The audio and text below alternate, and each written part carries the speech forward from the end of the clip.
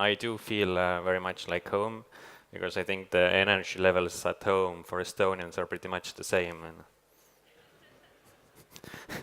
so very warm feelings to be here. What I'm going to do is I'm going to touch many topics you have discussed today, as I have honor to be the last one today.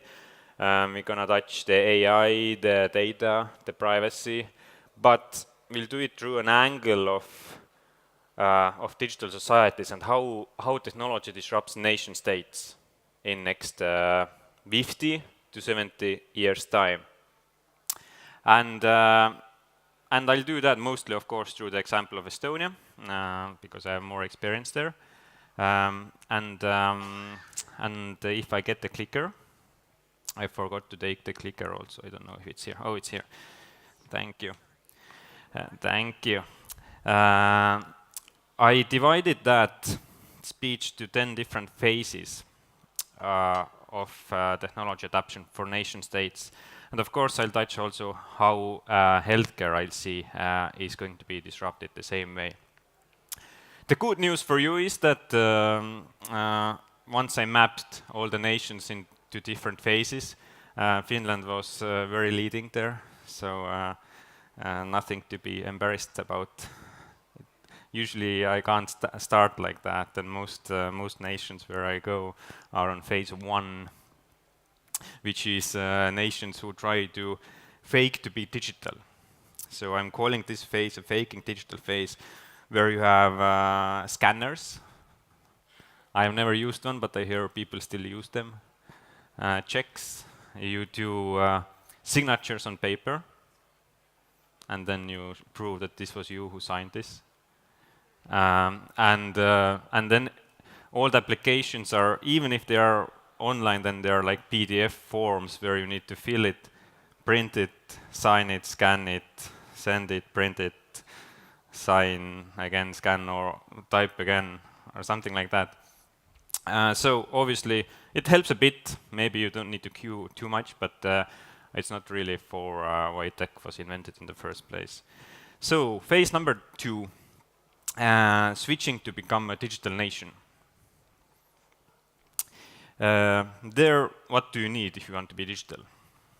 The same way you identify people physically with passport, of course, you identify them online, hence the digital identity which Estonia copied from Finland back in 2000 something. So thank you for that. What we did differently was that we made it compulsory so that everyone had to have digital identity. And we made digital signing as law to be equal to physical handwritten signature. That's why I don't know how to do this digital signing with pen. And it didn't start to grow back then in Estonia. It took 4 or 5 years before. But now we can say that people do use everything digitally. I don't know, there are like studies of 99.99% of services, which basically means that you can do everything digitally, and of course the signing gives especially like smooth lifestyle, because you don't need to travel to sign or scan or something, and everything takes just seconds. But this of course is not enough, because if you need to sign all and do all the applications in different ministries, it's still a hassle.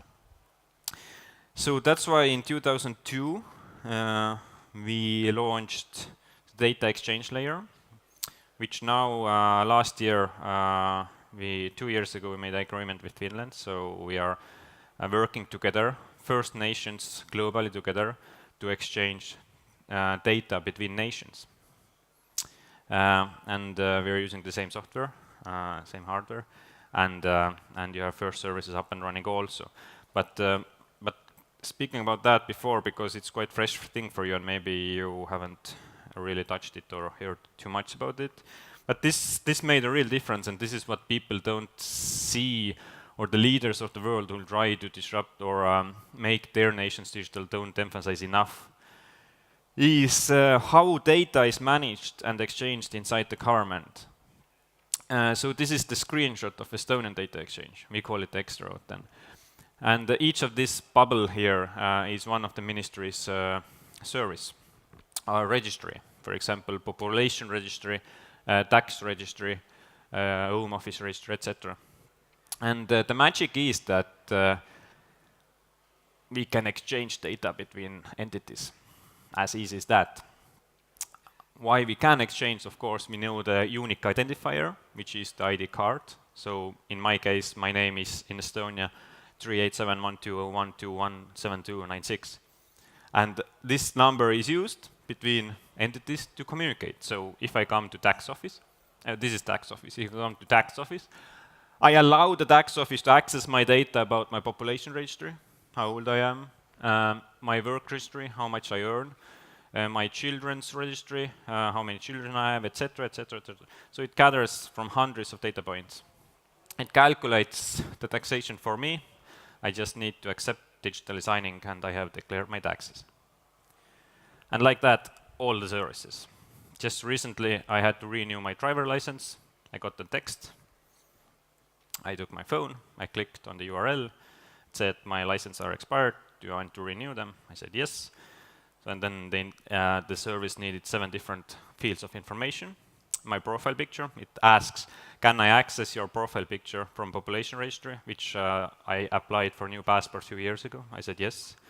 Are you still living there? I said yes, access population registry. And healthcare, I had healthcare register also that because of my work that I had to do the test, that my eyes are all right and everything is cool with me. Then they access my health registry. So they accessed all the services and they click yes, digital sign, and the next day I had travel license next door. And why it's cool to have a decentralized way of data exchange is not only, of course, because of efficiency, it's because of privacy, because of transparency, and all those reasons also. So usually nations build and want to build a huge data center like powerhouse, which is very vulnerable for attacks.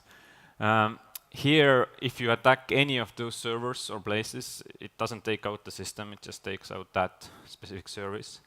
All of the transfers there are encrypted, so basically even if you go into that, you can't read anything. You can decrypt only using your digital identity.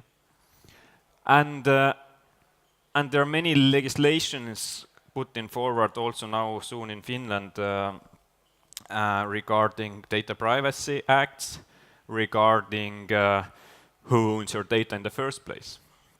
In this case, our citizens own their own data and they allow other officials to access that. And every time someone accesses that, then there will be a record on blockchain-based system which shows on timestamps and stuff who has accessed when. And then if you don't like the person has accessed your data, then you can ask and the person needs to give, or official needs to give an answer within a month. If you're not satisfied, you can take it to the next level. And there are very criminal cases against you if you misuse the data. And it's up to our legislation, of course, how we settle who can access what data. For example, we have settled that the police can access where you live also, so it's up to us to do it. But as long as there is transparency who and how it can be accessed, and you can trust that it can't be corrupted. You know, you don't need to trust the civil servant. You can trust mathematics and encryption, kind of. So this is pretty cool. Of course, now the picture is large and it's very scalable, so we can just add services, and it's very easy to do that and do integrations. Going back to the beginning, do integrations with Finland, for example. So if you want to do, I don't know, tax fraud between nations, or then it becomes more difficult, you know, because we can exchange data simultaneously. If you fall ill in Tallinn, Old Town, you can get the e-prescription by calling your doctor and going to our pharmacist and get that prescription there straight away. So, and these kind of integrations will make our lives a lot easier. Picture of I accessed yesterday just because this is the health conference. My health data. So there are different sections, as you can see. I can manage my accesses to healthcare data, for example. I can, at the moment, if I click there, then I can see that my family doctor has access to my data and my kids' data, and I like that she can have that because then she has full transparency about me. So, and you can, I'm not going to read them through, but basically you have full history of your prescriptions, your illnesses. I have had collarbone breakdowns because of snowboarding and stuff a few times in my life. I can just see them pictures if I want to, because they're cool, broken bones, and I can share them. If I click, for example, statement of intention, I can organize my life. For example, if I am going to die, I can donate my body to someone. I can do the blood transfers and donate organs, for example, by just digitally signing that. And you can, of course, take your wish back afterwards if you want to. So, all of this stuff, which I call the phase 3 of that disruption, how nations will be kind of affected positively if we are willing to do some changes, both in legislation, in people's perception, and technology, of course. I entered to government. All of that was before I joined government. So I joined government in year 2014.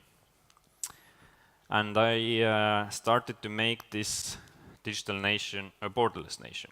So I call this phase number 4, transforming your nation to a borderless nation. And what does it mean? Well, it means that once you discover that all of your services can be accessed digitally, there's actually no need to limit those services to those people who happen to live in your country. Already before, like last 4 times I've been voting during elections, I wasn't in Estonia because I'm traveling a lot, so I was voting using my mobile phone, and I was still part of my democracy. But then the question was that why should we offer those services to Estonians only? Like, why can't every person become the part of this digital nation and join us digitally, if not physically? So we called this E-Residency, that you can become an E-resident or a digital citizen of Estonia. Any E-residents here? One back there. What happened then? In 2014, I joined on 1st of September, and second day I made a landing page that whoever wants to become an E-resident of Estonia, please subscribe here. We didn't have legislation yet, we didn't have anything yet back then. But we got over 4,000 applicants within like 20 hours who wanted to become E-residents. And I asked them, why did you want to become? Because even I don't know why you should become. And then people started to share that idea to become a digital citizen of some other nation, and told me the reasons why they should want to do it. Most of those reasons were business related. So 60% of E-residents even today come to run their businesses remotely. It's quite hassle-free. You can just set up it within a few hours, and all the administration is just basically nothing. Everything, like I showed you, automated. And it doesn't cost you anything, and it gives you the EU business access. So if you come from Ukraine, you come from, I don't know, India, Turkey, it's huge benefits, because in most countries you don't have financial inclusion today. So we are used that we have bank accounts and stuff, but most people don't have in the world. So they can become digital citizens of Estonia, and they have the same access as we have here, privileged people to have all the access on Amazons, Apples, PayPals, banks, etc. So these are some of the main motivations why they come, but of course we have many Finns also, E-residents, because it's less hassle to run your company. It doesn't give you tax benefits, so you still need to pay taxes in Finland, but all the everyday administration is much easier. But the interesting thing there was that the business environment kind of became the first thing, because the adoption was exponential every year since I left. Every year we doubled all the previous years, of results of number of e-residents and number of companies established. If the doubling continues, then in 9 years' time, e-residents bring us as much revenue as residents and citizens together. So I would say in 10 years' time we can double up our GDP. And obviously you can imagine that if you're a startup, there are kind of limited way for your growth. The same way, of course, for now becomes nations. If you don't have borders digitally, there is no reason for you to limit your growth also. And that becomes very scary, very fascinating at the same time.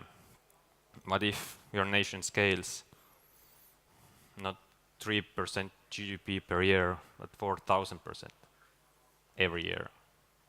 Like, business environment became the first thing, but before I left, I proposed, and it was agreed in Parliament and Cabinet and the President and all the stakeholders, E-Residency 2.0, and that would include other services. For example, healthcare for e-residents. For example, pensions for e-residents. School education system for e-residents. That doesn't mean that we'll start developing them straight away, but at least analyzing. For most e-residents, they are traveling a lot. They're like digital nomads. They can pay per month some social tax to us, and we can have franchisees, for example, hospitals globally. We can offer them pensions. Many digital nomads lack security in future because they don't have one country which supports them throughout their career. If they travel every month to new country, they want to take their kids to new country also to school, so we can have a school system which could carry on wherever you live. So we're going to concentrate our efforts to borderless citizens, people who travel, who have global lives. And we're going to serve them as our nation state. So not serving not only our citizens and residents, but global everyone. And that's so mind shift kind of change that it takes years to actually understand what it really means. And also what it means politically, socially, like when do we give rights to vote for e-residents, etc. What's their kind of relationship with Estonians? Who they are for Estonians? Are they clients of Estonia? Are they customers? Are they stakeholders, or are they members of this community, members of nation? So everything to figure out. Each nation will figure out themselves in different ways. So I'm helping different nations at the moment to launch their e-residencies. 2 nations have already launched, but they're very emerging nations, but now soon coming also more developed nations.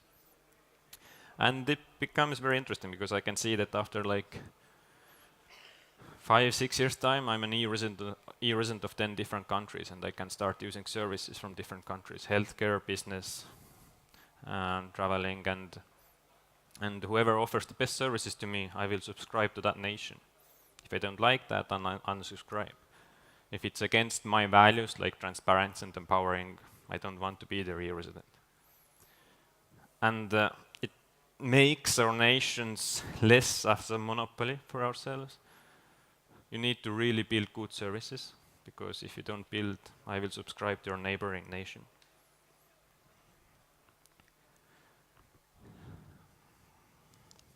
Phase number 5, I need to speed up a bit, is moving to the cloud. This happened 2 years ago in Estonia, so realizing that once now your nation is digital and borderless, it has this risk of the land if this will be invaded again, and if we don't have land, what happens to our nation then?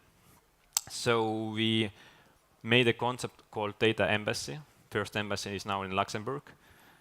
Usually in embassies, this is like a land of your land in other nation, like Luxembourg, and Luxembourg needs to take care that no one would threaten that land, right? But the Estonian legislation applies to that land. So that means that now, instead of people living in that embassy, we have data centers there, and not all the data is only copy-pasted in that Luxembourg data center, but services are up and running also. So if someone would invade Estonia physically, we would keep up and running. I would still pay taxes to Estonia, I would still vote for my next prime minister, register my child, etc. Our nation would keep up and running without physical land. I hope that we never need to use that, but it comforts me that you can't destroy a nation anymore. You can't destroy Estonia anymore. Phase number 6 is what we're entering at the moment. So all the next phases are what we're going to do next, so they can all not happen, but this is my best understanding of this, how it can go. Is building an app store. Understanding that nations in public sector are very poor and very bad in building services. So always private sector is doing better work because of the tenders and resources and all that stuff. So we are now launching APIs to private sector so that they would develop services for us. So already launched when I was back as a managing director, launched business registration services, for example. Now you can establish Estonian company or E-Resident company without going to Estonian portals. You can build your own site, for example. You can do one in Chinese and one for elder people, etc. So all the services can be built up by private sector, similarly as Apple and Google has their Play stores. I see that nations will have their Play stores using their digital identities. And that will scale up the services, usability, and everything. Phase number 7, which we entered, actually, it came sooner than I thought, to be honest. This slide is a bit old because I thought it happens after a few years, but it happened end of last year. It's becoming invisible. And there we have life events mapped out, what happens in your lifetime. Going to school, getting child, going to work, getting pension, dying, etc. Each of that event has different activities, what you need to do. Most of that activities can be forecasted. If not, then at least if those happen, made so simple that you don't need to interact with government at all. So I have a 1-year-old child, so when he was born, then I still had to log into our systems and apply to kindergarten places and apply to social benefits and like 4 or 5 different things. It was still nice online and digitally signing. I didn't have to visit offices, but I still had to do something for nation. So, and that is still an hassle. And now we are trying to convert that you never need to interact with your nation. You don't feel your nation behind you. Phase number 8, which I proposed 1 year ago, was tokenizing the whole ecosystem. Don't have a nice and short way to explain this, but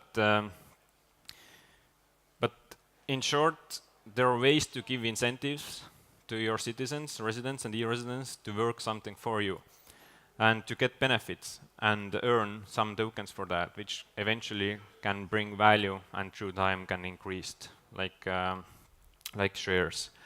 And I proposed 3 different ways how to launch them. I call them EST coins. And there was lots of controversy, of course, against this.